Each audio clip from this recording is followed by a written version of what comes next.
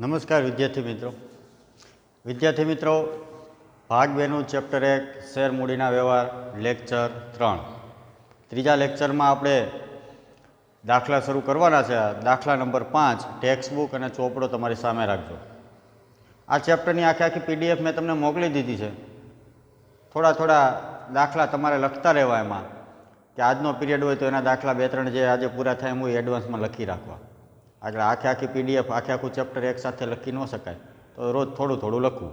આજે હું તમને 5મો અને 6ઠ્ઠો દાખલો ગણાવીશ. શેર મૂડીના વ્યવહાર, પેજ નંબર 58 ટેક્સ્ટ બુક તમારી સામે રાખજો અને આ જે પીડીએફ મોકલી છે એ દાખલો 5મો અને 6ઠ્ઠો ગણેલો તમારા ચોપડામાં તૈયાર સામે રાખવાનો. કેલ્ક્યુલેટર રાખવાનું ખાસ, કારણ કે હવે હિસાબો બધા લાખો અને કરોડોમાં જ આવશે.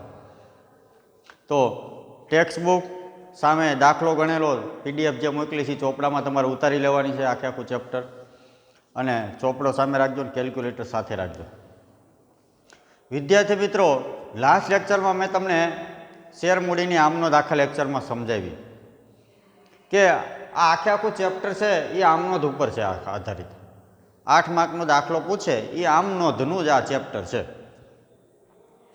આમનોંધ કેવી રીતે કરવી એની મેં તમને માહિતી બધી શેર મૂડીની આમનોંધની માહિતી બધી લાસ્ટ લેક્ચરમાં આપી કે કંપની 10 રૂપિયાનો શેર હોય કે 100 રૂપિયાનો શેર હોય, દાખલા કે 100 રૂપિયાનો શેર હોય તો 100 રૂપિયા કાંઈ એક સાથે ન મગાવતી હોય. કંપની હપ્તે રૂપિયા મગાવતી હોય. 100 રૂપિયામાંથી અરજી વખતે 15 રૂપિયા મગાવે, ફરી પાછા શેર મંજૂર કરે તો એ પાછા 20 મગાવે, ફરી પછી હપ્તા ચાલુ કરે, પ્રથમ, બીજો, ત્રીજો. એટલે હપ્તાની શરૂઆત મંજૂરી પછી થાય. અરજી અને મંજૂરી હકીકતમાં છે તો હપ્તો જ, પણ એનું નામ અરજી અને મંજૂરી. એટલે મંજૂરી પછી હપ્તા ચાલુ થાય, પહેલો, બીજો, ત્રીજો, એમ વધુમાં વધુ 3 હપ્તા મગાવી શકે. 3થી ઓછા હપ્તા હોય, વધુ હપ્તા હોઈ શકે નહીં. તો આ હપ્તાઓની આમનોંધ કરવાની હોય એ આમનોંધ કઈ રીતે થાય એની માહિતી મેં તમને લાસ્ટ લેક્ચરમાં આપી કે દરેક હપ્તાની કેટલી આમનોંધ હોય? 2. અરજીની 2, મંજૂરીની 2, પ્રથમ હપ્તાની 2, બીજો હપ્તો જો હોય તો એની 2, ત્રીજો હપ્તો જો હોય તો એની 2. અરજી, મંજૂરી, પહેલો હપ્તો, બીજો હપ્તો, ત્રીજો હપ્તો. દરેક હપ્તાની કેટલી આમનોંધ હોય? 2 હોય. અરજીની 2, મંજૂરીની 2, પ્રથમ હપ્તાની 2, છેલ્લા હપ્તાની 2, એવી રીતે. તો આ હપ્તાઓના રૂપિયા મગાવે એની આપણે આમનોંધ કરવાની હોય. મેં તમને બધી માહિતી આપી કે હકીકતમાં આવી રીતે હવે ક્યાંય શેર બહાર પડતા જ નથી. આ તો 25-30 વર્ષ પહેલાં આ રીતે હતું. હવે તો તમે જોવો છો મોબાઈલમાં બધાય લાઈવ ટ્રેડિંગ કરતા હોય શેરનું. આવી રીતે હપ્તે ક્યાંય હોય જ નહીં. બરાબર? એટલે આ બધું આઉટડેટેડ થઈ ગયેલું છે ને હકીકતમાં આવું હોવું પણ ન જોઈએ. કારણ કે અત્યારે તમે જે વાસ્તવિક રીતે શેર બજાર કામ કરે છે એમાં તમને આ માહિતી આપી જ નથી. એટલે તમને જે ભણવામાં આવે છે એવું વ્યવહારિક રીતે ક્યાંય ઉપયોગમાં નથી આવવાનું. આ એક દુઃખદ બાબત છે. અને વ્યવહારિક રીતે જે ઉપયોગમાં આવે છે એવું કંઈ ભણવામાં આવતું નથી. બધા આઉટડેટેડ થઈ ગયેલા ચેપ્ટર છે. પહેલો ભાગ આખો વાર્ષિક હિસાબ સિવાયનું બધું. બરાબર? પ્રવેશ, નિવૃત્તિ, વિસર્જન, આવી રીતે કોઈ નવા ભાગીદારને પ્રવેશ આપતું જ નથી. આવી રીતે કોઈ ભાગીદાર નિવૃત્ત થાય તો આવી રીતે કોઈ હિસાબ તૈયાર કરતું જ નથી. પેઢીનું વિસર્જન થાય ત્યારે આવી રીતે કોઈ હિસાબ કરતા જ નથી. આવી રીતે હવે કોઈ શેર બહાર પાડતું જ નથી. ડિબેન્ચર, આ બધું નકામ. કંપનીના વાર્ષિક હિસાબ અને ભાગીદારી પેઢીના વાર્ષિક હિસાબ, આ 2 વસ્તુ અત્યારે તમને કામ આવે એવી છે. બાકી આ બધું આઉટડેટેડ થઈ ગયેલું. તો આ શેર મૂડીની મેં તમને આમનું તો સમજાવી હતી. એના વ્યવહારિક રીતે આપણે દાખલા શરૂ કરીએ જે 8 માર્કમાં પૂછાય. પહેલો દાખલો સાદો દાખલો છે. શેરના દાખલાના પ્રકાર મેં તમને કીધા હતા. દાખલાના પ્રકાર કેટલા આવશે? તો મૂળ કિંમતે શેર બહાર પાડવા, મળવાનો બાકી હપ્તો હોય. મળવાનો બાકી હપ્તો એટલે શું? તો એ પીડીએફમાં મેં બધું મોકલેલું. જેમ આવતું જશે એમ તમારી પાસે લખેલું હું તો સમજાવી દઈ. શેર પ્રીમિયમથી બહાર પાડવા, જપ્ત કરી શેર ફરીથી બહાર પાડવા. બરાબર? તો આ પહેલો દાખલો સાદો દાખલો છે. મેં તમને જે કાલે આમનો સમજાવી એના વિશેનો. ચાલો, તો 5મો દાખલો પેજ નંબર 58. રકમ સમજવામાં વિદ્યાર્થી મિત્રો ખાસ ધ્યાન રાખજો. પેજ નંબર 58, દાખલા નંબર 5. આમનોંધનું ચેપ્ટર છે. ઉપર કંપનીનું નામ લખવાનું. એક્ઝામ્પલ 5. નડિયાદની વેજ લિમિટેડના ચોપડે આમના જો શું છે? 58 પેજ, દાખલા નંબર 5. નડિયાદની વેજ લિમિટેડ કંપનીનું નામ છે. તો ઉપર જે આમનોંધનું ફોર્મેટ તો તમને ખબર છે. તારીખ, વિગત, ખાપા, ઉધાર, જમા. 11માં આવતું એવું જ ફોર્મેટ હોય આમનોંધનું. ઉપર કંપનીનું નામ લખવાનું, જે કંપનીના ચોપડે આમનોંધ લખો એ નડિયાદની વેજ લિમિટેડના ચોપડે આમનોંધ. પછી આમનોંધનું ફોર્મેટ, તારીખ, વિગત, ખાપા. ખાપામાં કોઈ દિવસ આપણી પરંપરા મુજબ કાંઈ આવતું જ નથી, ઉધાર અને જમા. ચાલો વાંચો. નડિયાદની વેજ લિમિટેડ કંપનીએ ₹10નો એક એવા 7,50,000 ઇક્વિટી શેર બહાર પાડ્યા. વિદ્યાર્થી મિત્રો જોજો, એક શેરનો ભાવ શું, રકમમાં ખાસ ધ્યાન રાખજો. પહેલો દાખલો આવડી ગયો ને તો બહુ સરળતા રહેશે. હાવ હેલું ચેપ્ટર છે. દરેક હપ્તાની 2 આમનોંધ કરવાની હોય, બરાબર. અને હપ્તાની આમનોંધ કેવી રીતે થાય એ મેં તમને લાસ્ટ લેક્ચરમાં બધું સમજાવી દીધું. અને ફરી પાછું આ પહેલો દાખલો છે એટલે વિસ્તારપૂર્વક થોડુંક સમજાવતો જાય. નડિયાદની વેજ લિમિટેડ કંપનીએ ₹10નો એક એવા 7.5 લાખ ઇક્વિટી શેર બહાર પાડ્યા. શેરના મુખ્ય 2 પ્રકાર છે, ઇક્વિટી અને પ્રેફરન્સ. ગમે એ બહાર પાડે, આપણે એનાથી કંઈ મતલબ ન હોય. ઇક્વિટી હોય તો અહીં ઇક્વિટી લખતું જવાનું. એ કઈ રીતે તો આમનોંધ આવે ત્યારે હું તમને કહે. તો એક શેરનો ભાવ વિદ્યાર્થી મિત્રો શું છે? ₹10. ને એવા કેટલા શેર બહાર પાડ્યા? 7,50,000. 7,50,000 એ શેરની સંખ્યા છે, રૂપિયા નથી. 7,50,000 એ શેરની સંખ્યા છે. અને એક શેરનો ભાવ શું છે? ₹10. તો 7,50,000 ગુણ્યા 10 કરો તો 75 લાખ રૂપિયાના શેર બહાર પાડ્યા હોય. ચાલો એવો, એટલે ₹10 એક શેરનો ભાવ છે અને એવા 7,50,000 ઇક્વિટી શેર બહાર પાડ્યા. મેં તમને કીધું એમ કે ₹10નો શેર હોય 100. કંપની હપ્તે હપ્તે રૂપિયા મગાવતી હોય તો 10માંથી કઈ રીતે રૂપિયા મગાવ્યા તો જુઓ. 10માંથી અરજી વખતે કેટલા મગાવ્યા? 3. મંજૂરી વખતે કેટલા મગાવ્યા? 4. મંજૂરી પછી જ હંમેશા હપ્તા ચાલુ થાય, બરાબર. અરજી અને મંજૂરી છે તો હપ્તો જ, પણ એનું નામ અરજી અને મંજૂરી છે, એટલો જ ફેર. અરજી વખતે 3 મગાવ્યા, ફરી પાછા શેર હોલ્ડરના શેર મંજૂર કરીને એને શેર હોલ્ડર બનાવે ત્યારે મંજૂરી વખતે 4 મગાવ્યા. પછી હપ્તા ચાલુ થાય, પહેલો, બીજો, ત્રીજો, વધુમાં વધુ 3 હપ્તા હોય. તો અહીં એક જ હપ્તે રૂપિયા મગાવી લીધા. પહેલો હપ્તો ગણો એ એના પછી હપ્તો જ ન હોય ને છેલ્લો હપ્તો પણ કહેવાય. પછી હપ્તો જ ન હોય એટલે એ પહેલો ગણો છેલ્લો, જો એટલે એવું લખ્યું છે, પહેલો અને છેલ્લો જે કયો એ પહેલો ઈ ને છેલ્લો ઈ, એના પછી 10 રૂપિયા પૂરા થઈ જાય. જો અરજી વખતે 3, મંજૂરી વખતે 4, 3 ને 4 કેટલા થાય? 7. અને 3 છે એ હપ્તા વખતે મગાવી લીધા એક જ હપ્તામાં, એટલે પહેલો હપ્તો કયો છેલ્લો બધું ઈ જ થયું. એટલે ટોટલ કેટલી આમનોંધ આવશે વિદ્યાર્થી મિત્રો? 6. કેટલી આમનોંધ આવે? 6. કારણ કે દરેક હપ્તાની 2 હોય, અરજીની 2, મંજૂરીની 2 અને હપ્તાની 2, ટોટલ 6 આમનોંધ આવશે. નીચે સૂચના વાંચો. કંપનીને 7,50,000 ઇક્વિટી શેર માટે અરજીઓ મળી, જે બધી મંજૂર કરવામાં આવી. કંપનીએ 7,50,000 શેર જ બહાર પાડ્યા અને 7,50,000ની જ અરજી આવી. આ તો પહેલો દાખલો છે એટલે એવું છે, બાકી બહાર પાડે એના કરતાં લગભગ વધુ જ અરજી આવતી હોય. 7,50,000 શેર બહાર પાડે, 10 લાખની અરજી આવે તો શું કરવું એ આગળ આ દાખલામાં આવશે. પણ આ દાખલામાં તો આપણે જેટલા શેર બહાર પાડ્યા ને એટલી જ લોકો તરફથી શેર ખરીદવા માટે અરજી આવી છે, બરાબર. એટલે 7,50,000 શેરને ધ્યાનમાં રાખીને જ ગણતરી કરવાની. વધારે અરજી આવે શું કરવાનું એ આગળના દાખલાથી શરૂ થશે. તો 7,50,000 ઇક્વિટી શેર બહાર પાડ્યા ઉપર હેડિંગમાં કીધું. અને અરજી પણ લોકો તરફથી શેર ખરીદવા માટે કેટલી આવી? 7,50,000 જ આવી, બરાબર. અરજી તો મંજૂરી વખતે અને હપ્તા વખતે લેણી થતી રકમો યોગ્ય સમયે મગાવવામાં આવી, જે સમયસર પૂરી મળી ગઈ. કંપનીના ચોપડે ઉપરોક્ત વ્યવહારોની આમનોંધ પસાર કરો. ટોટલ વિદ્યાર્થી મિત્રો 6 આમનોંધ આવશે, 2 અરજીની, 2 મંજૂરીની, 2 હપ્તાની. આમનોંધ કઈ રીતે આવે એની સમજૂતી મેં લાસ્ટ પીરિયડમાં બહુ વિસ્તારપૂર્વક મેં તમને આપી. ન જોયું હોય એ લાસ્ટ પીરિયડ જોઈ લેજો બીજો, બરાબર. એટલે એની ફરી પાછી મારે કંઈ કથા કરવા ન થાય કઈ રીતે અરજી આવે ને મંજૂરી આવે, છતાંય હું તમને ઉપર છેલ્લું કહેતો જાઉં, બરાબર. તો જુઓ, પહેલી 2 આમનોંધ શેની આવશે? અરજીની, પછી 2 મંજૂરીની, પછી 2 હપ્તાની.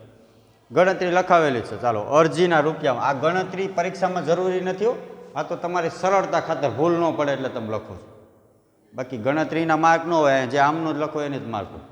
ચાલો, સૌથી પહેલાં અરજીના રૂપિયા મળે ને એની આમનોંધ આવે. પહેલી 2 આમનોંધ શેની આવે? અરજી વખતે. જો વિદ્યાર્થી મિત્રો, કેટલા શેર બહાર પાડ્યા? 7,50,000 શેર બહાર પાડ્યા. આ શેર છે, 7,50,000 શેર ગુણ્યા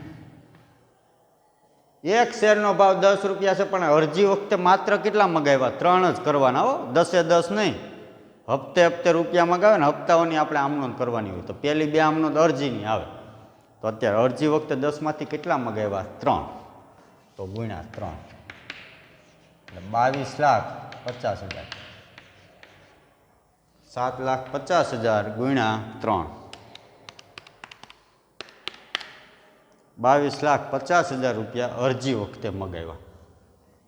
પહેલી આમનોંધ તારીખ આપી નથી દાખલામાં, કઈ તારીખે અરજીના રૂપિયા મળે તો ક્રમ લખવાનો 1 2 3 4 5. ચાલો, પહેલી આમનોંધ અરજીના રૂપિયા મળે. જો માની લો કે આપણી કંપની છે, આપણે 7,50,000 ઇક્વિટી શેર બહાર પાડ્યા. SEBI security exchange board of India એના તરફથી આપણને શેર બહાર પાડવા મંજૂરી પણ મળી ગઈ. એટલે આપણે શું કર્યું? છાપામાં અને ટીવીમાં લોકોને શેર ખરીદવા માટે આમંત્રણ આપ્યું. એટલે જે લોકો આપણા કંપનીના શેર ખરીદવા માગતા હતા એણે આપણી કંપનીને રૂપિયા એડવાન્સમાં ચેક દ્વારા મોકલી દેવા પડે, અરજી સાથે. ખાલી અરજી કરે ન હાલે, રૂપિયા જ પહેલાં મોકલવાના. એટલે પહેલી આમનો અરજીના રૂપિયા મળે ને એની આવે. કોઈ ખાલી એમ શેર ખરીદવા અરજી કરે તેમ ન હાલે, રૂપિયા ચેક તો પહેલાં જોઈએ, રૂપિયાથી જ પહેલાં વહીવટ કરો. આ બધાય તો અરજી પણ કેટલી આવી? 7,50,000ની જ આવી છે. તો આપણી કંપનીએ શેર બહાર પાડ્યા. જે લોકો આપણી કંપનીના શેર ખરીદવા માગતા હતા એ લોકોએ આપણી કંપનીને શેર ખરીદવા માટે અરજી કરી. તો અરજી પણ કેટલી આવી? 7,50,000 શેરની જ આવી. આ બધાય લોકો એડવાન્સમાં આપણને રૂપિયા મોકલે. આ બધાય રૂપિયા આપણે એક રાષ્ટ્રીયકૃત બેંક, શિડ્યુલ બેંક, એમાં ખાતું ખોલાવેલું હોય ત્યાં જમા થાય. તો આપણા વતી રૂપિયા લે કોણ? ઉઘરાવે કોણ? બેંક. તો બેંક લેનાર થાય. તો પહેલી આમનોંધ અરજીના રૂપિયા મળે. કાલે મેં બધી આમનોંધ સમજાવી. અરજીના રૂપિયા મળે એની શું આમનોંધ થાય? બેંક ખાતે ઉધાર 22,50,000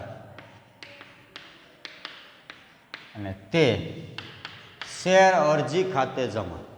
બેંક ખાતે ઉધાર શું કામ કર્યું? તો આપણે શેર બહાર પાડ્યા. જે લોકો આપણી કંપનીના શેર ખરીદવા માગે છે એ લોકો આપણી કંપનીને શેર ખરીદવા માટે અરજી કરે ત્યારે એડવાન્સમાં રૂપિયા મોકલે ચેક દ્વારા. બધા રૂપિયા આપણા વતી બેંકમાં જમા થાય, બેંક લે. તો બેંક લેનાર થઈ, બેંક ખાતે ઉધાર. આપણે ખાતું ખોલાવ્યું હોય ત્યાં બધા ચેક નાખવા જવું પડે. એટલે આપણા વતી રૂપિયા બેંકમાં જમા થાય. બેંક લેનાર થઈ. વ્યક્તિ ખાતાના નિયમમાં આવે ને, બેંક 11માં આવતું, વ્યક્તિ ખાતાના નિયમ મુજબ લેનાર હોય તો ઉધાર. એટલે બેંક ખાતે ઉધાર તે શેર અરજી ખાતે જમા. શેના રૂપિયા મળ્યા? અરજીના. તો અરજી ખાતે જમા. પણ અહીંયા ખાલી વિદ્યાર્થી મિત્રો અરજી એવું નહીં લખવાનું, શેરનો પ્રકાર આપી દીધો છે. ઓલા તો કાલે મેં તમને સમજાવ્યો એ તો ખાલી નમૂનો હતો, ખાલી શેર અરજી એવું લખ્યું હતું તમે. અહીં ઇક્વિટી શેર અરજી લખવાનું શું કામ? શેરનો પ્રકાર આપી દીધો હોય દાખલામાં. શેરના મુખ્ય 2 પ્રકાર, ઇક્વિટી અને પ્રેફરન્સ. તો ક્યાં શેર બહાર પડ્યા છે? ઇક્વિટી. તો આવી રીતે ઇક્વિટી આખું નહીં લખવાનું કોઈ દિવસ. ઇક્વિટી શેર અરજી ખાતે જમા, ખાલી એ કરીને ડોટ કરી દેવાનું. પ્રેફરન્સ હોય તો આખું પ્રેફરન્સ નહીં લખવાનું, પ્રેફ કરીને ડોટ કરી દેવાનું. પ્રેફરન્સ શેર અરજી ખાતે જમા. તો અહીં શેરનો પ્રકાર આપી દીધો હોય વિદ્યાર્થી મિત્રો દરેક દાખલામાં. તો ઇક્વિટી શેર આપ્યો છે તો ખાલી શેર અરજી ખાતે એવું નહીં લખવાનું. ઇક્વિટી શેર અરજી છે ને, ઇક્વિટી શેર બહાર પાડ્યા એટલે ઇક્વિટી શેર અરજી ખાતે જમા. કેટલા? 22,50,000. ચાલો અહીં બાબત જે લખવી પડે. હવે જુઓ બાબત જેમાં જોજો કેટલા શેર બહાર પાડ્યા? 7,50,000 ઇક્વિટી શેર પર શેર દીઠ રૂપિયા 3 લેખે અરજીના નાણાં મળ્યા તેના. નાણાં મળ્યા તેના ન લખો તો વિદ્યાર્થી મિત્રો યાદ રાખજો, દરેક આમનોંધની નીચે બાબત જે લખવાની. હવે મહત્વની બાબત એ કહી દઉં, બાબત જે લખવાની ખરી પણ કોઈ વાંચશે નહીં. બાબત જેમાં આવું લખવું જેવું જરૂરી નથી, તમારે તમારી રીતે લખી નાખવાનું ગમે પણ બાબત જે લખેલી હોવી જોઈએ. સાચું શું છે? આમનોંધ ખાતા ઉધાર જમા થયા સાચા હોવા જોઈએ, રકમ સાચી હોવી જોઈએ. બાકી બાબત જેમાં શું લખ્યું છે કોઈ વાંચશે નહીં, ખાલી આમનોંધ જ ઉપર ટીક કરીને માર્ક મૂકશે. એટલે આમ બાબત જેમાં તમે આવી રીતે ન લખો ને તમારી રીતે ગમે એ લખી નાખો, અરજીના રૂપિયા મળ્યા ફળાનું ઢીકડું, તો કોઈ વાંચવાનું નથી. ખાલી લખેલી છે કે નહીં જોઈએ, લખવાની. ન લખ્યું તો માર્ક કપાઈ જાય. બરાબર? એટલે બાબત જે લખવાની, બાબત જે ઓમ મહત્ત્વની છે લખેલી હોય તો, બાકી હું લખ્યું છે મહત્ત્વનું નથી. ચાલે એવો એટલે પહેલી આમનોંધ અરજીના રૂપિયા મળે એની આમનોંધ શું થાય? બેંક ખાતે ઉધાર થાય, ઇક્વિટી શેર અરજી ખાતે. તમે દરેક હપ્તાની 2 આમનોંધ હોય ને, અરજીની 1 આમનોંધ થઈ ગઈ, હજી બીજી આમનોંધ શું થાય?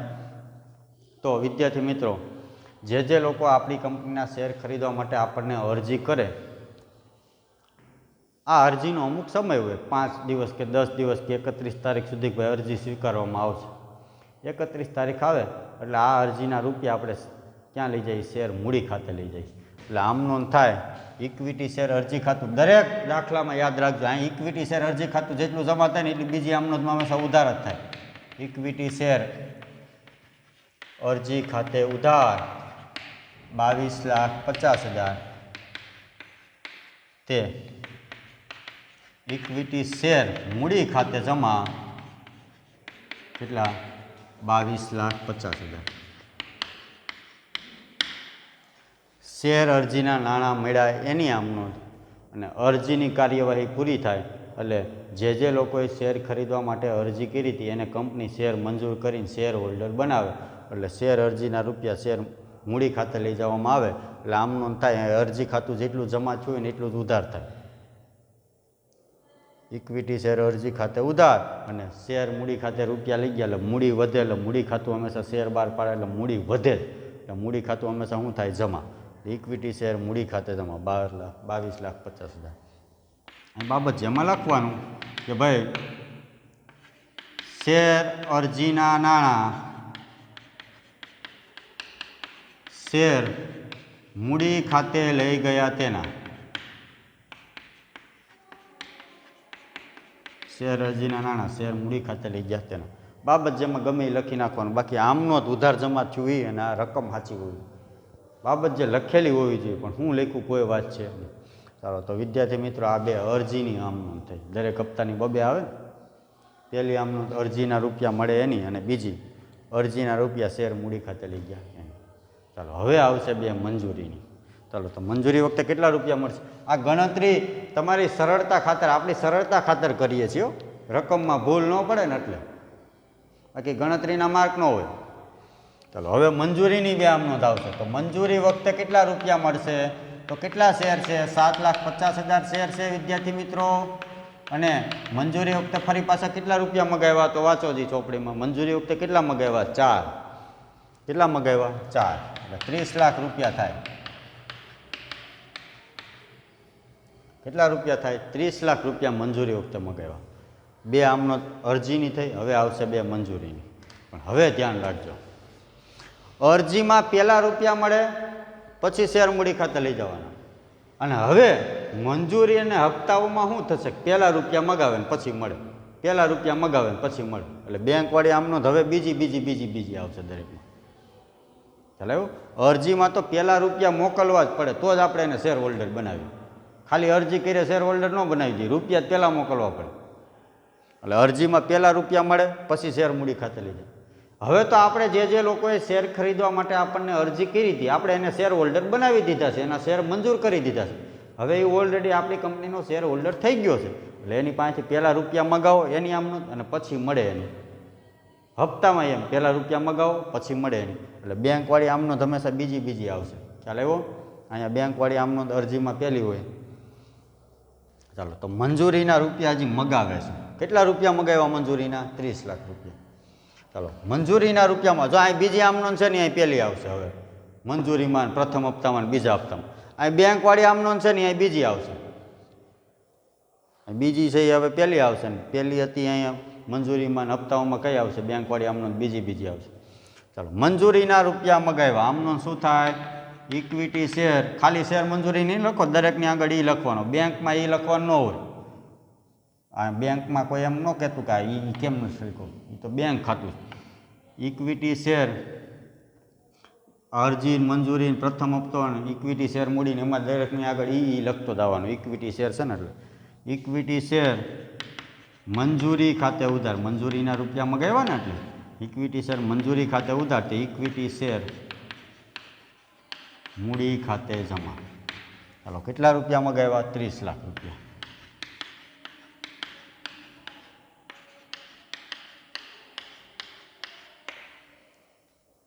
વિદ્યાર્થી મિત્રો, બાબત જે હમાય એમ નથી એટલે ફરી પાછો હું બોલી જાઉં છું. જો આની આજ શેર અરજીના નાણાં શેર મૂડી ખાતે લઈ ગયા. અહીંયા લખવાનું શેર મંજૂરીના નાણાં મગાવ્યા તેના લખી જ નાખવું ભર્યો ને. એ પહેલો દાખલો છે ને એટલે 7,50,000 ઇક્વિટી શેર પર શેર દીઠ ન ઉકલતું હોય. અક્ષર મારી મર્યાદા છે કારણ કે દાખલો હમાય એમ નથી, છતાંય તોય ચેકવું પડશે. છેલ્લા હપ્તાની 2 આમનો તો મને અહીંયા સમજ એટલે ચોપડીમાં જોઈ લેજો. શેર દીઠ રૂપિયા કેટલા મગાવ્યા? 4 દીઠ. શેર દીઠ રૂપિયા 4 લેખે નાણાં મંગાવ્યા. બોલી જાઉં છું, ન ઉકલતું હોય. 7,50,000 ઇક્વિટી શેર પર શેર દીઠ રૂપિયા 4 લેખે નાણાં મગાવ્યા તેના. બરાબર બાબત છે. ચાલો, મંજૂરીના રૂપિયા મગાવ્યા એની આમનોંધ છે. હજી મગાવ્યા હોય એટલે બેંક ખાતું આવે જ નહીં. હજી મગાવ્યા છે ભાઈ, તમે મંજૂરીના રૂપિયા શેર હોલ્ડરો મોકલી દો, આપણે એવું કીધું છે. એટલે પહેલી આમનોંધ મંજૂરીના રૂપિયા મગાવ્યા એની. ચાલો, બીજી આમનોંધ મંજૂરીના રૂપિયા મગાવ્યા એટલે ફરી પાછા શેર હોલ્ડરો છે એ કંપનીને રૂપિયા મોકલી આપે, હપ્તો મોકલી આપે. એટલે બીજી આમનોંધ આવે મંજૂરીના રૂપિયા મળે એની. શું આમનોંધ થશે? મંજૂરીના રૂપિયા મળે એટલે બેંક ખાતે ઉધાર કે ઇક્વિટી શેર મંજૂરી ખાતે જમા. કેટલા રૂપિયા? તો 30 લાખ રૂપિયા. મંજૂરી વખતે કેટલા મગાવ્યા હતા? 30 લાખ રૂપિયા. આ બેની રકમ સરખી હોય. આ બે અરજીની આમનોંધ હતી, આ બે મંજૂરીની. તો ઇક્વિટી શેર મંજૂરી ખાતે જમા. શેના રૂપિયા મળ્યા? મંજૂરીના. તો મંજૂરી ખાતે જમા. મંજૂરીની 2 આમનોંધ પૂરી. જો વિદ્યાર્થી મિત્રો, અહીં પહેલી આમનોંધ છે ને એ બીજી છે, અહીં બીજી છે ને એ પહેલી છે. આ 2 આમનોંધો છે એ શેની હતી? અરજીની. અને આ 2 આમનોંધ શેની છે? મંજૂરીની. તો ખ્યાલ આવ્યો? અરજીમાં પહેલાં રૂપિયા મોકલવા પડે એટલે બેંકવાળી આમનોંધ પહેલી આવે, કારણ કે તો જ આપણે એને શેર હોલ્ડર બનાવીએ. અને મંજૂરીમાં શું છે? હવે એ આપણી કંપનીના શેર હોલ્ડર બની ગયો હોય એટલે પહેલાં રૂપિયા મગાવો એટલે એ મોકલી દે. તો પહેલાં રૂપિયા મગાવો એની, પછી આ રૂપિયા મળે એની. તો અહીં જો બીજી આમનોંધ હતી અહીં પહેલી છે. જો અહીં મંજૂરીના ઇક્વિટી શેર અરજી ખાતે ઉધાર. તો અહીં મંજૂરીની આમનોંધ છે તો ઇક્વિટી શેર મંજૂરી ખાતે ઉધાર, અરજી ખાતે ઉધાર, અહીં મંજૂરી ખાતે ઉધાર. બાકી ઇક્વિટી શેર મૂડી ખાતે તો જમા રહે છે. અહીં બીજી પહેલી હતી બીજી છે. જો બેંક ખાતે ઉધાર, બેંક ખાતે ઉધાર. અહીં અરજીના રૂપિયા મળ્યા હતા એટલે અરજી ખાતે જમા. અહીં મંજૂરીના મળ્યા છે મંજૂરી ખાતે જમા.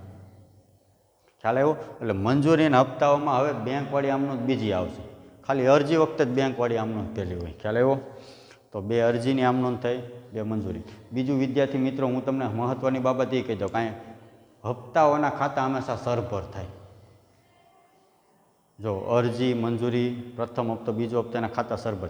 આ 2 આમનોંધ શેની છે? અરજીની છે ને. જો તમને કહી દઉં, અહીંયા અરજી ખાતે જમા થયા એટલા જ અહીં અરજી ખાતે ઉધાર થયા. જો અહીં અરજી ખાતે ઉધાર થયા એટલા જ અહીં અરજી ખાતે જમા થયા. આ 2 આમનોંધ અરજીની છે ને. તો અહીં અરજી ખાતે જેટલા જમા થાય ને એટલા જ અહીં ઉધાર થાય દરેક દાખલામાં. તો કંપનીએ શેર બહાર પાડ્યા તો મુખ્ય એક જ આમનોંધ થઈ. કઈ?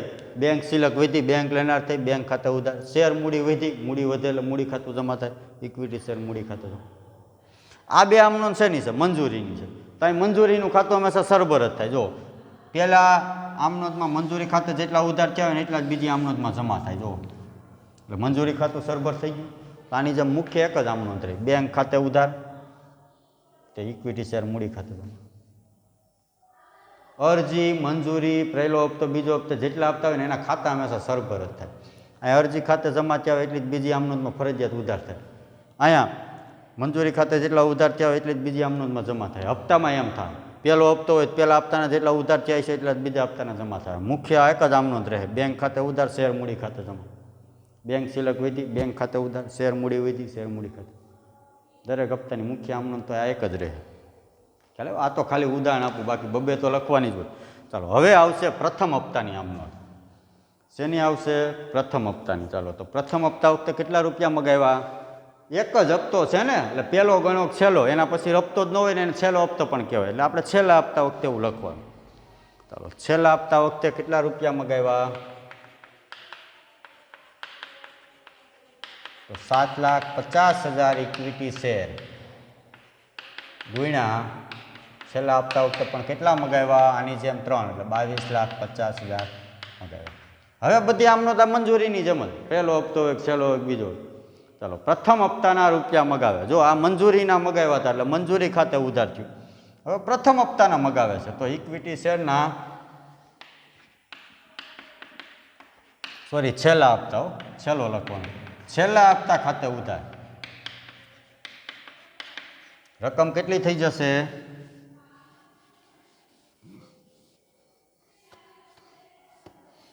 રકમ થઈ જશે 22,50,000 અને ઇક્વિટી શેર મૂડી ખાતે જમા. એ તો એમને નથી, એમાં કંઈ ફેરફાર થાય નહીં, ખાલી આ મંજૂરી લખ્યું તો ત્યાં આપતો થઈ જાય 22,50,000. ચાલો, પ્રથમ હપ્તાના રૂપિયા મગાવ્યા એટલે આમનો થઈ છેલ્લા હપ્તાના રૂપિયા મગાવ્યા એટલે ઇક્વિટી શેરના છેલ્લા હપ્તા ખાતે ઉધાર. એટલે મંજૂરીના રૂપિયા મગાવ્યા તો મંજૂરી ખાતે ઉધાર હતું. છેલ્લા હપ્તાના મગાવ્યા તો છેલ્લા હપ્તા ખાતે ઉધાર. શેર મૂડી ખાતે જમા એમને રહે, ખાલી રકમ બદલી ગઈ. આ કેટલામી આમનો છે? 5મી. 5મી અને આ 6ઠી. ચાલો, પ્રથમ હપ્તાના છેલ્લા હપ્તાના રૂપિયા મગાવ્યા એની આમનો એટલે ફરી પાછા શેર હોલ્ડરો છે એ કંપનીએ છેલ્લા હપ્તાના રૂપિયા મગાવ્યા એટલે કંપનીને એ રૂપિયા મોકલી આપે. ચાલો, છેલ્લા હપ્તાના રૂપિયા મળે. શું થાય આમનો? બેંક ખાતે ઉધાર. અહીં મંજૂરીના રૂપિયા મળ્યા હતા, મંજૂરી ખાતે જમા કર્યું હતું. અહીં છેલ્લા હપ્તાના મળ્યા છે તો તે ઇક્વિટી શેરના છેલ્લા હપ્તા ખાતે જમા. રકમ કેટલી થઈ જશે? 22,50,000. 22,50,000. ખ્યાલ આવ્યો? 5મી અને 6ઠી આમનો. તો ખ્યાલ આવ્યો વિદ્યાર્થી મિત્રો? આ રીતે આમનો તો જો અહીંયા લખવાનું 7,50,000 ઇક્વિટી શેર પર શેર દીઠ રૂપિયા 4 લેખે 3 લેખે નાણાં મગાવ્યા તેના. આમાં આ બાબત જે આવે છેલ્લા હપ્તાના નાણાં મળ્યા તેના. તો વિદ્યાર્થી મિત્રો હવે બે બાજુનો સરવાળો કરી લેવાનો. સરવાળો કરવા હું ટાઈમ બગાડતો નથી, તમને PDF મોકલેલી જ છે, અથવા તમે કરી લેવાનો. બે બાજુનો સરવાળો આપણે નામાના સિદ્ધાંત મુજબ ઉધાર થાય એટલું જમા થાય અને સરવાળો અહીંયા લખી નાખવાનો હોય. અહીંયા જે કાંઈ સરવાળો આવે બે બાજુ સરખો જ હોય. સરવાળો અહીંયા સરવાળો કરવાનો, સરવાળો ભૂલવાનો નહીં. એ તમને PDF મોકલેલી સરવાળો હું કંઈ કરવામાં ટાઈમ બગાડતો. તો વિદ્યાર્થી મિત્રો આ સાદો એવો દાખલો હતો. અરજી, મંજૂરી અને છેલ્લો 3 હપ્તા હતા એટલે ટોટલ 6 આમનો થઈ. અરજીની 2, મંજૂરીની 2 અને હપ્તાની 2. ચાલો એવો વિદ્યાર્થી મિત્રો. હવે પછીનો દાખલો છે એ બાકી હપ્તા વિશેનો છે. શેનો છે? બાકી હપ્તા વિશેનો.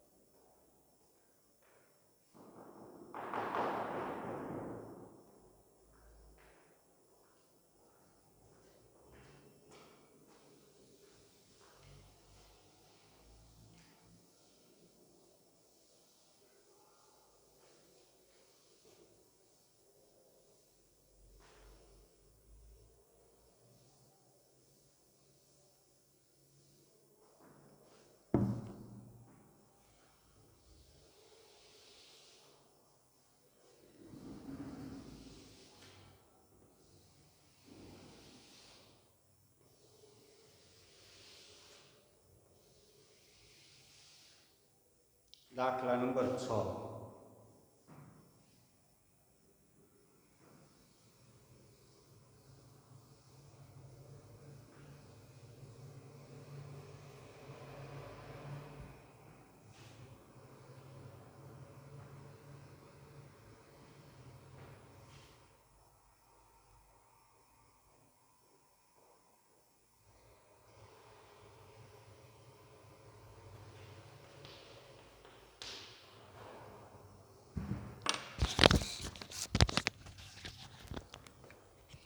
વિદ્યાર્થી મિત્રો દાખલા નંબર 6 મેવાડા લિમિટેડના ચોપડામાં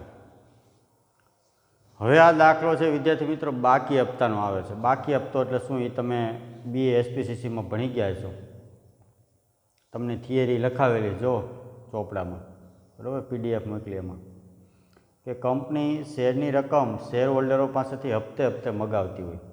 દાખલા કે અરજી, મંજૂરી, પહેલો હપ્તો, બીજો હપ્તો, જેવી રીતે મેં તમને ચર્ચા કરી એમ. તો કંપની શેરની રકમ શેર હોલ્ડરો પાસેથી હપ્તે હપ્તે મગાવતી હોય, પણ માની લો કે કોઈ શેર હોલ્ડર કંપનીએ હપ્તો મગાવ્યો હોય અને એ હપ્તાના રૂપિયા કંપનીને ન મોકલે તો એને બાકી હપ્તો કહેવાય, મળવાનો બાકી હપ્તો કહેવાય. કારણ કે ઘણા શેર હોલ્ડરો એવા હોય કંપનીએ હપ્તો મગાવ્યો પણ એ રૂપિયા ન મોકલે. જો બાકી હપ્તો કોઈ દી અરજીમાં ન હોય, ધ્યાન રાખજો. અરજીમાં તો પહેલાં રૂપિયા મગાવ્યા હોય ને મળે ને તો જ એને શેર હોલ્ડર કંપની બનાવે, બાકી બનાવે જ નહીં. એટલે અરજીમાં કોઈ દી બાકી હપ્તો ન હોય. બાકી હપ્તો હંમેશા મંજૂરી, પ્રયોગ બીજામાં હોય, એમાં રૂપિયા કંપનીએ મગાવ્યો હોય શેર હોલ્ડર ન મોકલે એવું બને. બાકી અરજીમાં ન મળે એવું ન હોય તો એ કંપની શેર હોલ્ડર જ ન બનાવે. એટલે ધ્યાન રાખજો, બાકી હપ્તો કોઈ દી અરજીમાં નહીં હોય, મંજૂરી પહેલા હપ્તા, બીજો છેલ્લા હપ્તામાં હોય બાકી. તો કંપની આ રીતે શેરના રૂપિયા શેર હોલ્ડરો પાસેથી હપ્તે હપ્તે મગાવતી હોય, પરંતુ કોઈ શેર હોલ્ડર કંપનીને આ જે કંપનીએ હપ્તો મગાવ્યો છે એ હપ્તો એને કંપનીને ન મોકલે તો એને મળવાનો બાકી હપ્તો કહેવાય. કંપની માટે મળવાનો બાકી હપ્તો કહેવાય. અને આવી રકમ હંમેશા બાકી હપ્તા ખાતે શું કરવાની? ઉધાર કરવાની. જો થિયરીમાં લખાવેલું છે, વાંચી લેજો, કે કંપની શેરની રકમ શેર હોલ્ડરો પાસેથી હપ્તે હપ્તે મગાવતી હોય, પરંતુ કોઈ શેર હોલ્ડર શેરના નાણાં કંપનીને સમયસર ન મોકલે તો એને મળવાનો બાકી હપ્તો કહેવાય. અને આવી રકમ બાકી હપ્તા ખાતે ઉધાર થાય. નીચે એક નોંધ લખાવેલી છે વિદ્યાર્થી મિત્રો, એ 1 માર્કમાં ઘણી વખત પૂછે છે કે કંપની મળવાના બાકી હપ્તા ઉપર શેર હોલ્ડર પાસેથી કેટલા ટકા વ્યાજ વસૂલ કરી શકે? તો 10% વ્યાજ વસૂલ કરી શકે. જો આ 1 માર્કમાં પૂછે કે કંપની મળવાના બાકી હપ્તા ઉપર કેટલા ટકા વ્યાજ વસૂલ કરી શકે? તો 10%. શું કામ? કારણ કે શેર હોલ્ડરે કંપનીએ હપ્તો મગાવ્યો, શેર હોલ્ડરે નથી મોકલો, તો કંપનીની માં વ્યાજ લઈ શકે. કેટલા ટકા વ્યાજ લઈ શકે? 10% વ્યાજ લઈ શકે. કારણ કે શેર હોલ્ડરે રૂપિયા નથી મોકલ્યા, એને મળવાનો બાકી હપ્તો કહેવાય. તો કંપની મળવાના બાકી હપ્તા પર 10% વ્યાજ વસૂલ કરી શકે. અને મળવાનો બાકી હપ્તો હંમેશા શું થાય? ઉધાર. તો ચાલો એવો જ એક દાખલો છે, દાખલા નંબર 6 વાંચો. રકમ વિદ્યાર્થી મિત્રો વાંચવામાં ખાસ એકાગ્રતા રાખજો, નકર બહુ દાખલો હેલો છે તો અઘરો લાગશે. વાંચો. હિંમતનગરની મેવાડા, અહીં લખવાનું મેવાડા લિમિટેડના ચોપડા, હિંમતનગરની મેવાડા લિમિટેડની સત્તાવાર થાપણ ₹10નો એક એવા 4 લાખ ઇક્વિટી શેરમાં વહેંચાયેલી છે. કંપનીએ તેમાંથી 3 લાખ ઇક્વિટી શેર બહાર પાડ્યા. વિદ્યાર્થી મિત્રો, એક શેરનો ભાવ શું છે? ₹10. કેટલા શેર બહાર પાડ્યા? 3 લાખ. હવે ધ્યાન રાખજો, ઉપર શું લખ્યું છે? સત્તાવાર થાપણ ₹10નો એક એવા 4 લાખ ઇક્વિટી શેરમાં વહેંચાયેલી. સત્તાવાર થાપણની આપણે ક્યાં આમાં ગણતરી જ નહીં કરવાની.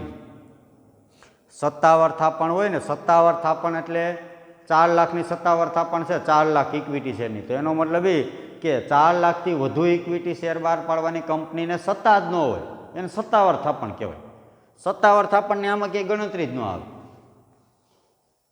એટલે આ ઘોકે ચડાવવા લખે, બરોબર? ધ્યાન રાખજો, 4 લાખ ગુણ્યા ક્યાંય કરવાનું નહીં. આપણે 3 લાખ કેટલા શેર બહાર પડ્યા? 3 લાખ.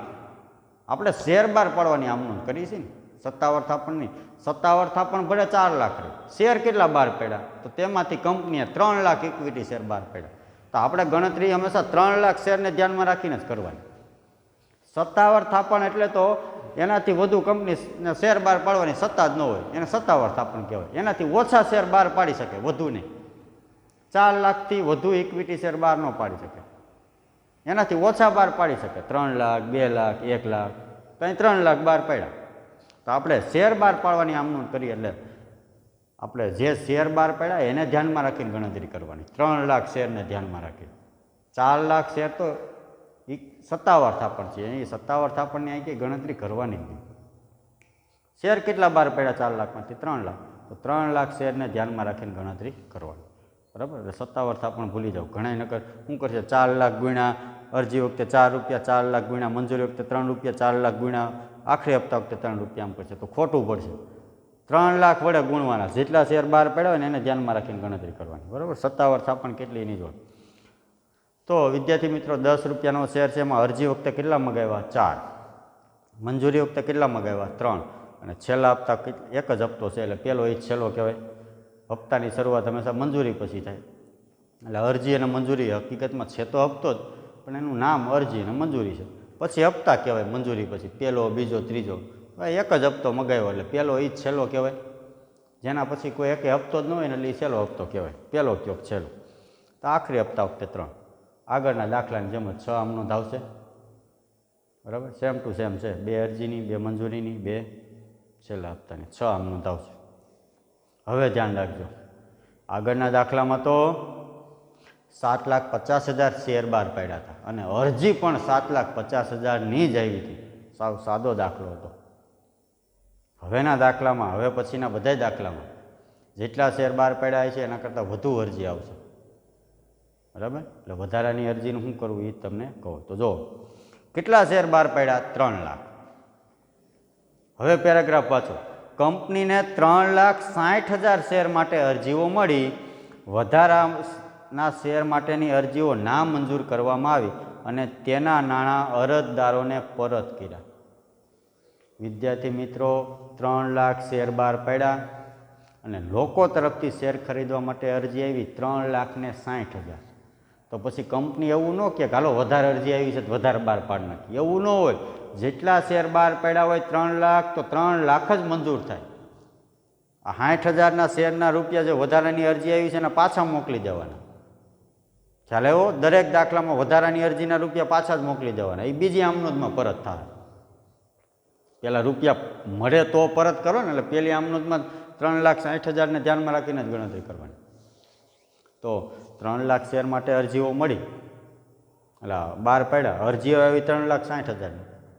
તો પછી એવું ન હોય 3,60,000 જ બહાર પાડી નાખો ને, એવું ન હોય. પહેલાં જે નિયમ હોય એ પ્રમાણે જેટલા શેર બહાર પડ્યા એટલા જ મંજૂર કરો, 3 લાખ જ મંજૂર કરો. બાકીના 60,000ની શેરની વધારાની અરજી છે એના રૂપિયા પાછા મોકલી દો ના મંજૂર કરીને, એવા શેર, બરાબર. અહીં જો ક્યાંય શેર હોલ્ડરનું નામ ન આવે.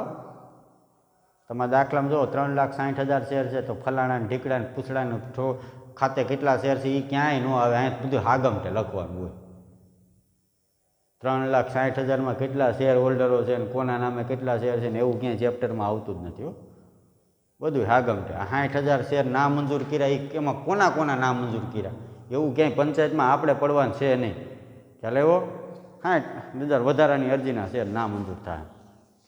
હવે વાંચો વિદ્યાર્થી મિત્રો, મેં તમને જે કીધું એ બાકી હપ્તાનું આવે છે પેરેગ્રાફ વાંચો. એક શેર હોલ્ડર આશાએ ધારણ કરેલા 2,000 ઇક્વિટી શેર પર આખરી હપ્તાની રકમ સિવાય બધા શેર પર મંજૂરી અને આખરી હપ્તાની રકમ મળી ગઈ હતી. એક આશા નામનો શેર હોલ્ડર છે, એ કેટલા શેર ધરાવે છે? 2,000. આશા નામનો શેર હોલ્ડર છે એ 2,000 શેર ધરાવે. એણે આખરી હપ્તાની રકમ સિવાય, એનો મતલબ એક આશા નામની શેર હોલ્ડર છે ને એ આખરી હપ્તાની રકમ સિવાય, એનો મતલબ એક ખાલી આખરી હપ્તો નથી ભરતી, એ સિવાયની રકમ એણે ભરી દીધી. એનો મતલબ એક અરજીના રૂપિયા ભરી દીધા છે ને મંજૂરીના ભરી દીધા, અને છેલ્લા હપ્તાના રૂપિયા ભરતી નથી, એને કહેવાય બાકી હપ્તો. હાલે હો. તો આશા નામની શેર હોલ્ડર 2,000 ઇક્વિટી શેર આખરી હપ્તાની રકમ સિવાય બધા શેર પર રકમ મળી ગઈ હતી. તો આશા નામની શેર હોલ્ડરે છેલ્લો હપ્તો ભર્યો નથી. એટલે છેલ્લા હપ્તાની 2 આમનોંધ આવે ને ત્યારે ધ્યાન રાખજો, બાકી હપ્તો ધ્યાનમાં લેવાનો. અરજી અને મંજૂરીમાં કંઈ ફેર પડતો નથી. એણે કયો હપ્તો નથી ભર્યો? આખરી હપ્તો. છેલ્લા હપ્તાની આમનોંધ આવે ને 2, ત્યાં સુધી આશાને જોવાની નથી. અરજીના મંજૂરીના જ બધાએ ભરી જ દીધા. ચાલો એવો. ચાલો તો આમનોંધ પસાર કરો અને ખાતા તૈયાર કરવાના કીધા. એ તો ખાતામાં જ કાંઈ હોય નહીં, આ દાખલામાં કીધા એટલે બાકી ખાતા હોય નહીં, એમાં ખતવણી કરવાની હોય, એક એક એન્ટ્રી આવશે. તો પહેલાં આપણે આમનોંધ લખી નાખીએ. ચાલો પહેલી 2 આમનોંધ શેની આવશે વિદ્યાર્થી મિત્રો? અરજીની. ચાલો કેટલા શેર બહાર પડ્યા? 3 લાખ. પણ અરજી કેટલાની આવી જોજો? 3,60,000.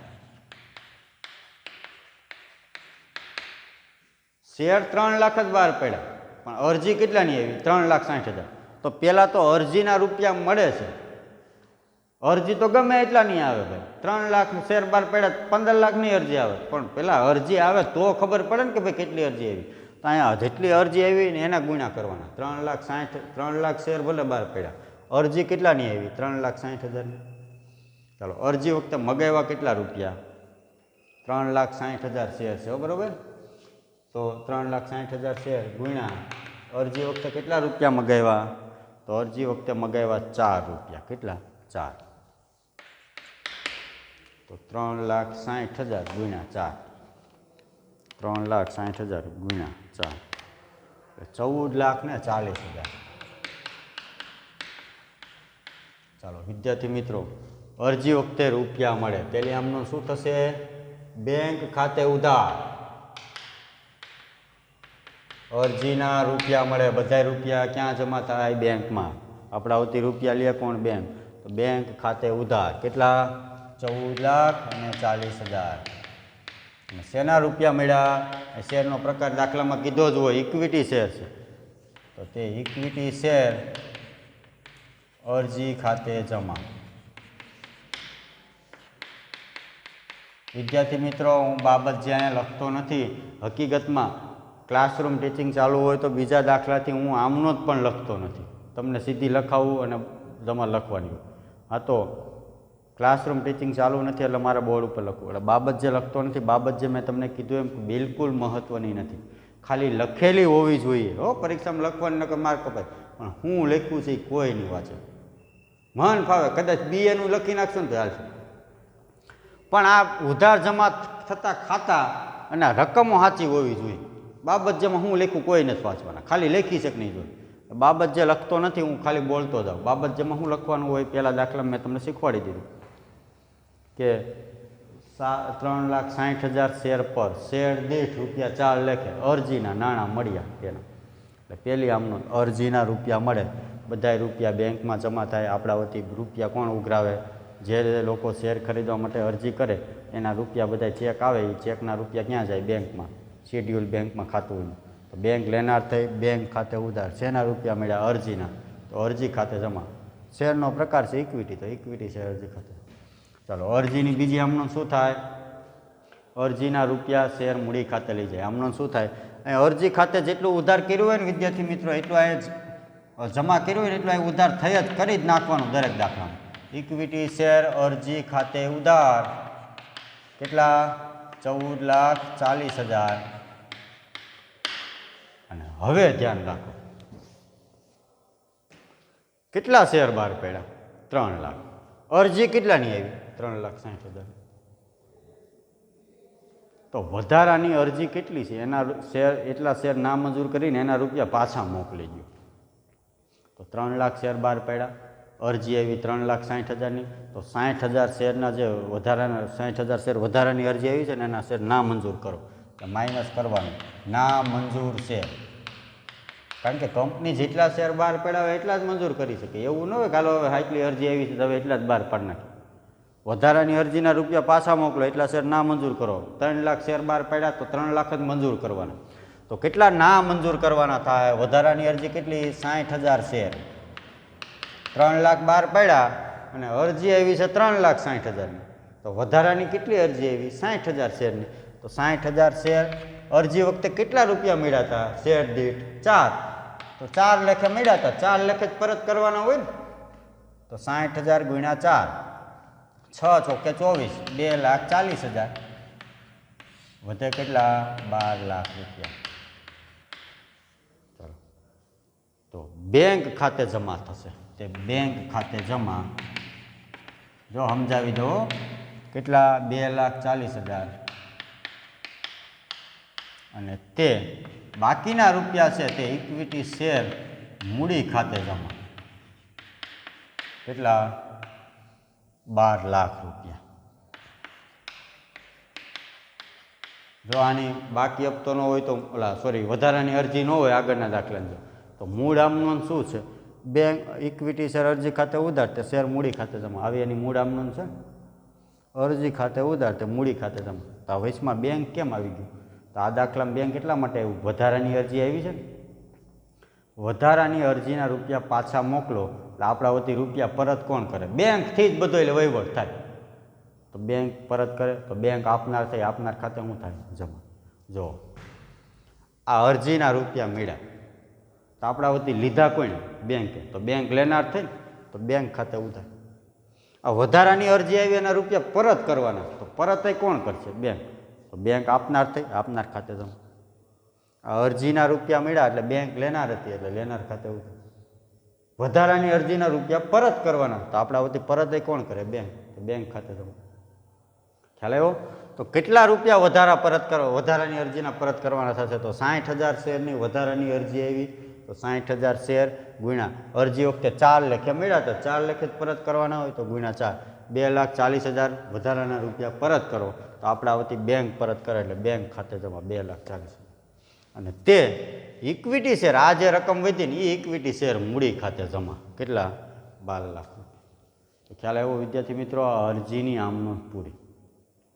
તો ધ્યાન રાખજો કે દરેક દાખલામાં કે જેટલા શેર બહાર પડ્યા હોય એના કરતાં વધારે અરજી આવે તો પહેલાં તો અરજી આવે તો ખબર પડે ને કે વધારે અરજી આવી છે. તો પહેલી આમનોંધમાં તો જેટલી અરજી આવી હોય એને ગુણ્યા 4 કરવાની.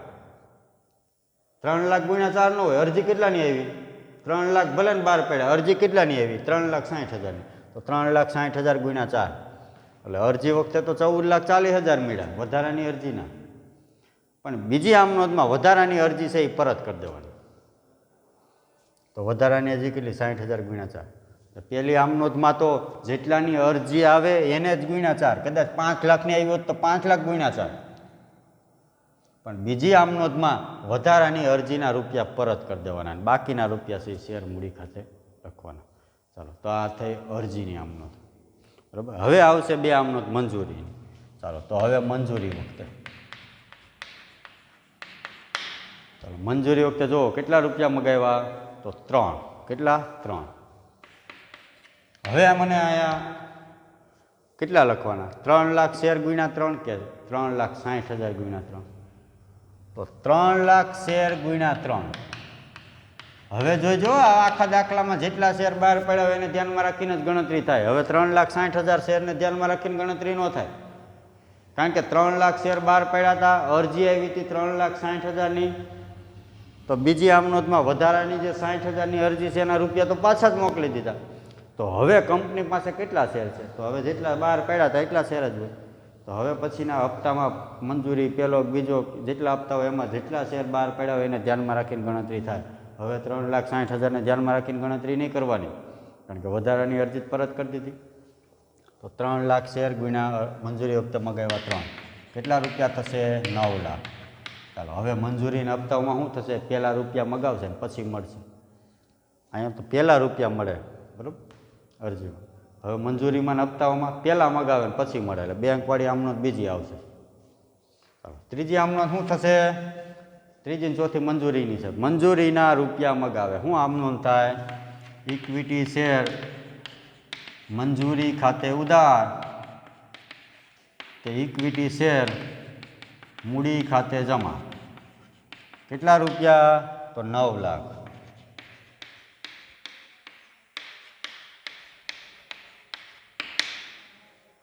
ચાલો, મંજૂરીના રૂપિયા મગાવ્યા એટલે ફરી પાછા શેર હોલ્ડરો છે એ કંપનીના રૂપિયા મોકલે. મંજૂરીના બધા રૂપિયા બેંકમાં જમા થાય એટલે મંજૂરીના નાણાં મળે. શું આમનોંધ થાય? બેંક ખાતે ઉધાર 9 લાખ રૂપિયા. તે શેના રૂપિયા મળ્યા? મંજૂરીના. તો ઇક્વિટી શેર મંજૂરી ખાતે જમા. કેટલા રૂપિયા? 9 લાખ રૂપિયા. ખ્યાલ આવ્યો? જો અહીંયા હવે બેંકવાળી આમનોંધ બીજી આવશે દરેક હપ્તામાં મંજૂરીમાં. અને બીજી હતી અહીં પહેલી. તો મંજૂરીના રૂપિયા મગાવ્યા એની બીજી આમનોંધ મંજૂરીના નાણાં મળે. જો મેં તમને કીધું તેમ હપ્તાઓના ખાતા સરભર થાય. જો અહીં ઇક્વિટી શેર અરજી ખાતે જમા થયા એટલા જ અહીં ઉધાર થાય. આ મંજૂરીની આમનોંધ હતી આવે તો અહીં મંજૂરી ખાતે જેટલા ઉધાર થયા હોય એટલી જ અહીં જમા થાય. હપ્તાનો ખાતો એ રીતે સરભર જ થાય. ચાલો, હવે 5મી આમનોંધ વાંચો. 5મી આમનોંધ હવે આવશે હપ્તાની. તો એક જ હપ્તો છે છેલ્લો. તો છેલ્લા હપ્તા વખતે ફરી પાછા કેટલા શેર છે? 3 લાખ. હવે 3 લાખ શેરને ધ્યાનમાં રાખીને જ ગણતરી કરવાની. કેટલા? 3 રૂપિયા છે. 7 તો મગાવાઈ ગયા ને, આ 3 એટલે 3 તેરી 9 લાખ રૂપિયા.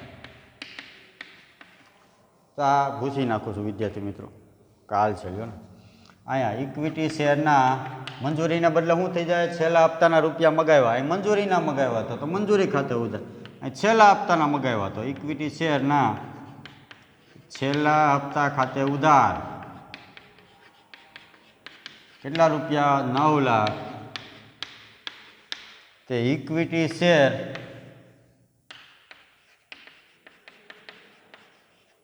મૂડી ખાતે જમા. કેટલા?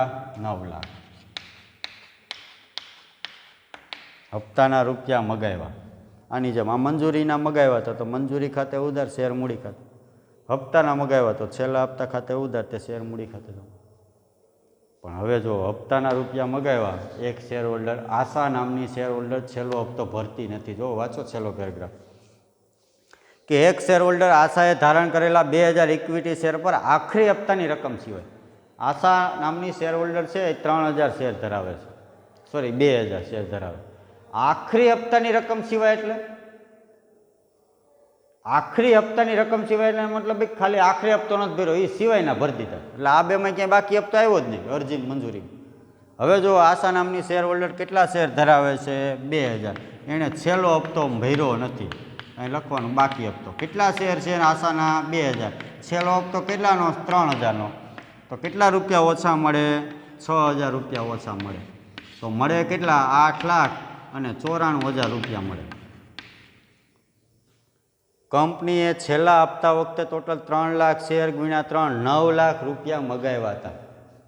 પણ એક શેર હોલ્ડર આશા નામનો શેર હોલ્ડર 2000 શેર ધરાવે છે, એણે છેલ્લો હપ્તો ભર્યો નહીં. તો 2000 ગુણ્યા છેલ્લો હપ્તો કેટલાનો હતો? 3. તો 6000 રૂપિયા એના ઓછા મળશે. તો કંપનીએ મગાવ્યા હતા 9 લાખ, પણ મળશે કેટલા? 8,94,000. કારણ કે ઓલી 6000 રૂપિયા એક જણી ભરતી નથી. તો છેલ્લા હપ્તાના રૂપિયા મળે. આમ નોંધ થશે બેંક ખાતે ઉધાર. કેટલા રૂપિયા? તો બેંક ખાતે ઉધાર 8,94,000 જ મળ્યા ને, 8,94,000. બાકી હપ્તા ખાતે ઉધાર કેટલા? બાકી હપ્તો છે હંમેશા બાકી હપ્તો ઉધાર કરવાનો. કેટલા? 6000. અને તે શેના રૂપિયા મળ્યા? છેલ્લા હપ્તાના. તો તે છેલ્લા હપ્તા ખાતે જમા. અહીં જોઈ લેવાનું, હપ્તાના ખાતા હંમેશા સરભર થાય. છેલ્લા હપ્તા ખાતે ઉધાર હોય ને એટલા જ અહીં જમા થાય. જો અહીં અરજીનું ખાતું સરભર થયું, અહીં જમા થયું એટલું જ ઉધાર. મંજૂરીનું ખાતું સરભર થયું, આ 2 મંજૂરીની હતી, અહીં ઉધાર થયું એટલું જમા. આ છેલ્લા હપ્તાની આમનો છે તો અહીં છેલ્લા હપ્તા ખાતે ઉધાર હોય એટલા જ અહીં જમા થાય. છેલ્લા હપ્તા ખાતે જમા ન. ખાલી છેલ્લો એમ લખું છું, ઇક્વિટી શેરના છેલ્લા એવું લખતો નથી, જગ્યા નથી એટલે. તો બેંક ખાતે ઉધાર, બાકી હપ્તા ખાતે ઉધાર. તો મગાવ્યા 9 લાખ રૂપિયા, પણ મળ્યા કેટલા? 8,94,000. કારણ કે એક શેર હોલ્ડર 2000 ગુણ્યા 3 6000 રૂપિયા કંપનીને મોકલતી નથી, તો કંપનીને મળે કેટલા? 8,94,000. બેંક ખાતે ઉધાર 8,94,000. આ 6000 ન મળ્યા, બાકી હપ્તો હંમેશા ઉધાર કરવાનો. બાકી હપ્તા ખાતે ઉધાર 6000. અને તે છેલ્લા હપ્તાના રૂપિયા મળ્યા એટલે છેલ્લા હપ્તા ખાતે જમા. કેટલા? 9 લાખ રૂપિયા.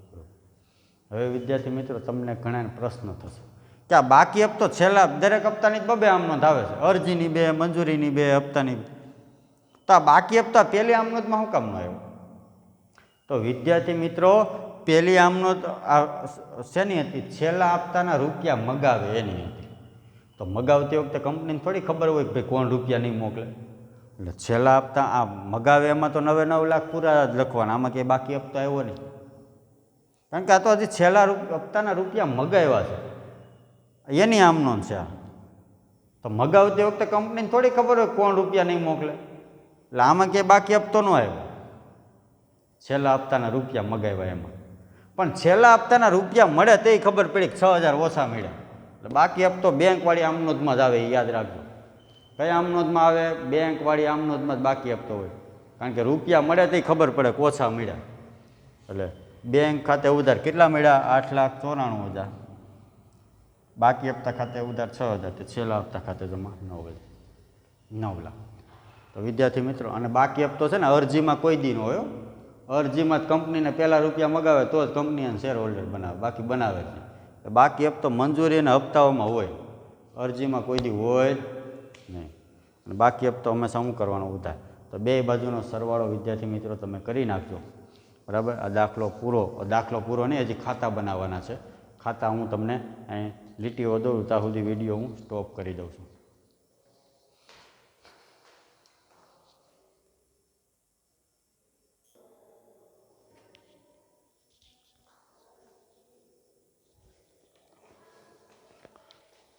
તો વિદ્યાર્થી મિત્રો 4 ખાતા તમને દાખલાની નીચે હેડિંગમાં કીધું છે. જનરલી રીતે એક જ દાખલામાં ખાતા બનાવવાના છે, બાકી ખાતા બનાવવાના હોય નહીં. આમનું ચેપ્ટર છે આખી.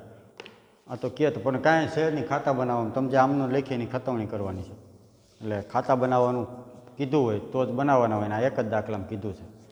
બાકી આમનોંધનું ચેપ્ટર છે. નીચે વાંચો શું કીધું કે આમનોંધ પસાર કરો. ઇક્વિટી શેર મૂડી ખાતું, અરજી ખાતું, મંજૂરી ખાતું ને હપ્તા ખાતું તૈયાર કરો.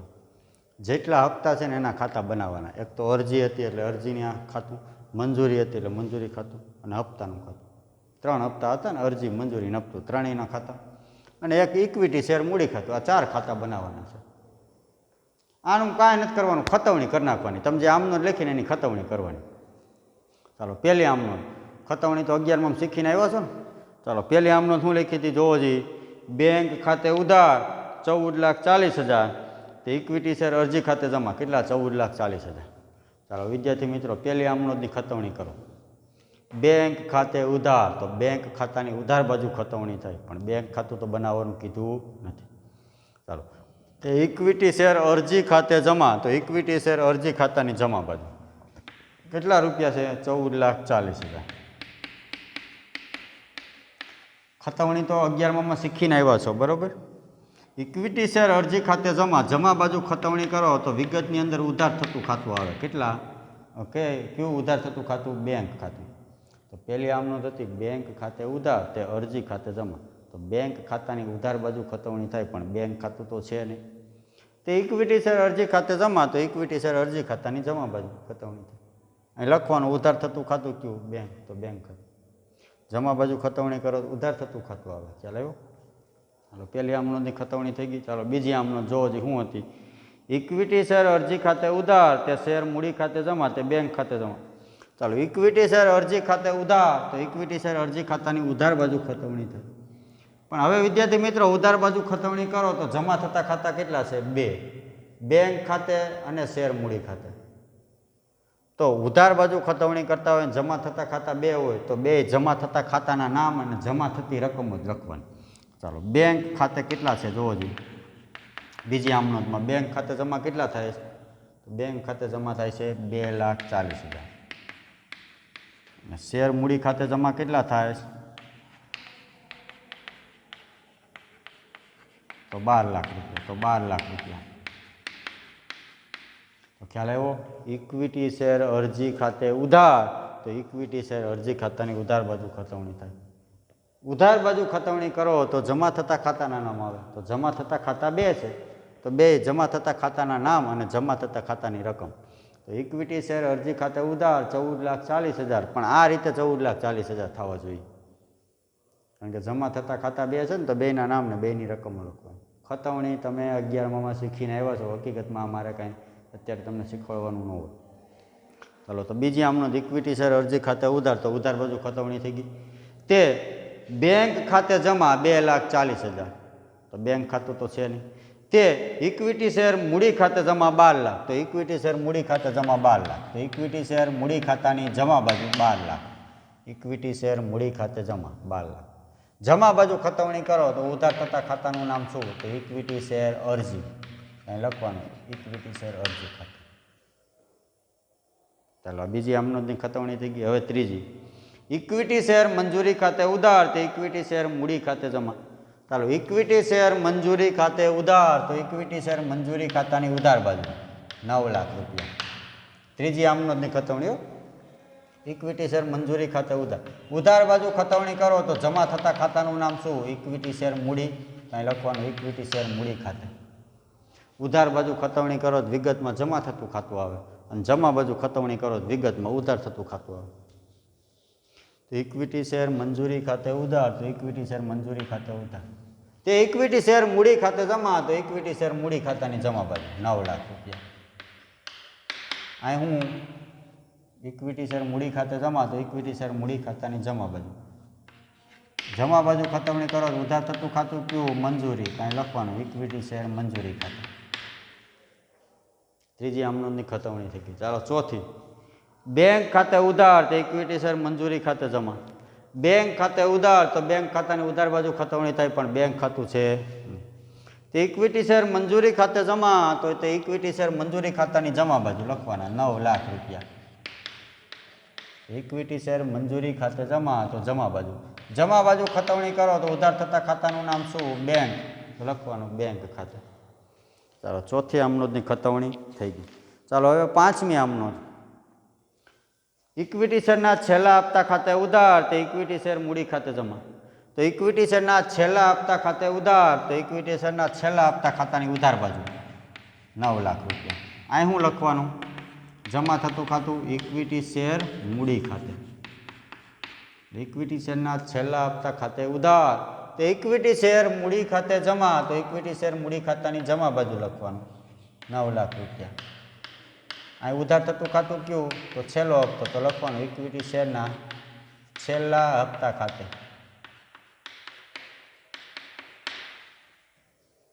ચાલો છેલ્લી આમનોંધ છઠ્ઠી, બેંક ખાતે ઉધાર તો બેંક ખાતું છે ને. બાકી હપ્તા ખાતે ઉધાર તો બાકી હપ્તાનું ખાતું પણ છે. તો ઇક્વિટી શેરના છેલ્લા હપ્તા ખાતે જમા, તો ઇક્વિટી શેરના છેલ્લા હપ્તા ખાતે જમા 9 લાખ. પણ હવે જો છેલ્લા હપ્તા ખાતે જમા, તો જમા બાજુ ખતવણી કરો તો ઉધાર થતા ખાતાના નામ આવે તો ઉધાર 2 ખાતા થાય. ક્યાં? બેંક અને બાકી હપ્તો. તો બેયના નામ લખવાના, બેંક ખાતે, બાકી હપ્તા ખાતે. હમણાં આમાં કર્યું હતું ને એવી રીતે. જમા બાજુ ખતવણી કરો તો ઉધાર થતા ખાતા 2 હોય તો 2 ઉધાર થતા ખાતાના નામને ઉધાર થતી રકમ જ લખવાની. તો બેંક ખાતે ઉધાર કેટલા કર્યા હતા? 8,94,000. અને બાકી હપ્તા ખાતે ઉધાર કેટલા કર્યા હતા? 6,00,000. તો ઇક્વિટી શેરના છેલ્લા હપ્તા ખાતે જમા 9 લાખ, પણ આ રીતે 9 લાખ થવા જોઈએ. કારણ કે જમા બાજુ ખતવણી કરો તો ઉધાર થતા ખાતા 2 છે, તો બેયના નામ ને બેયની રકમ. બરાબર. તો વિદ્યાર્થી મિત્રો, આ ખતવણી પૂરી. હવે ખાતા બંધ કરો. ખાતા બંધ કરો એટલે 9 દુ 18 ને 30 લાખ રૂપિયા થયા. આના 30 લાખ. એમાંથી ઉધાર બાજુનું માઇનસ કરો, કાંઈ છે નહીં, તો બાકી કેટલી આવી કહેવાય? 30 લાખ જ આવી કહેવાય. આને કહેવાય બાકી આગળ લઈ ગયા. અને મેં તમને કીધું એમ અરજી અને મંજૂરીના ખાતા હંમેશા સરભર જ થાય. દરેક આમનોંધની દરેક હપ્તાની 2 આમનોંધ હતી ને, મેં તમને આમનોંધ લખતી વખતે સમજાવ્યું કે અરજીનું ખાતું સરભર થાય, મંજૂરીનું સરભર થાય. તો જો આને સરભર જ થાય. જો 14,40,000, 14,40,000. તો આમાં બાકી નીકળે જ નહીં. 2 બાજુ લખી નાખવાના 14,40,000, 14,40,000. એવી રીતે આમાં જો 2 બાજુ હપ્તાના મંજૂરીના અરજીના બધા ખાતા સરભર જ થાય. કોઈ દી એમાં બાકી ન નીકળે. અને ન થાય તો સમજી લેવાનું કંઈક ભૂલ હોય. 9 લાખ. આમાંય 9 લાખ અને 9 લાખ. તો વિદ્યાર્થી મિત્રો, આ ખાતા બનાવવાના કીધા હતા એટલે બનાવ્યા. બાકી મોટે ભાગે ખાતા બનાવવાના હોય નહીં. ખાલી આમનોંધનું જ ચેપ્ટર છે. અને ખાતા બનાવવાના કીધા હોય તો તમને જોયું કેવી રીતે કાંઈ નથી, ખતવણી કરવાની હોય જે તે ખાતામાં. બરાબર. તો વિદ્યાર્થી મિત્રો, આજે આપણે 5મો અને 6ઠ્ઠા દાખલાનો અભ્યાસ કર્યો. આના પછીના દાખલાનો અભ્યાસ હવે આના પછીના નેક્સ્ટ પીરિયડમાં કરીશું. આભાર.